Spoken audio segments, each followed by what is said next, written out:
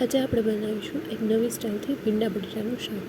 તેની માટે જોશે નળિયાદી ચેવડો, લસણ, તલ, ટોપરાનું ખમણ, પાપડી ગાંઠિયા.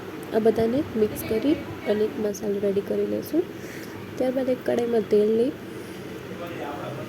તેમાં થોડી રાઈ એડ કરીશું. રાઈ થોડી થઈ જાય પછી તેમાં હિંગ એડ કરી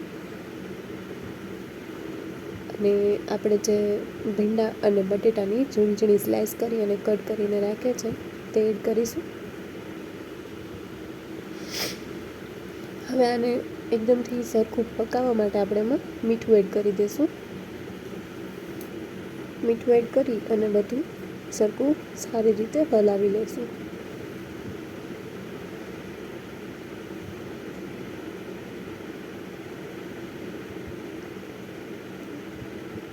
ભીંડા બટેટાનું શાકમાં આ એક નવીન સ્ટાઇલથી મસાલો આપણે બનાવશું એ એડ કરવાના છે.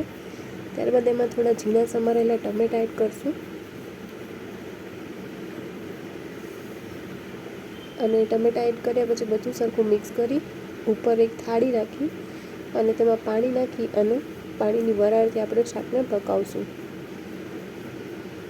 થોડી વાર પછી શાક થોડું પાકી જાય ત્યારબાદ તૈયાર કરેલો મસાલો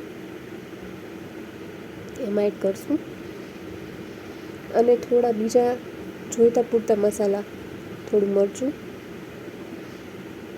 થોડું ધાણા જીરું, થોડી હળદર, થોડો ગરમ મસાલો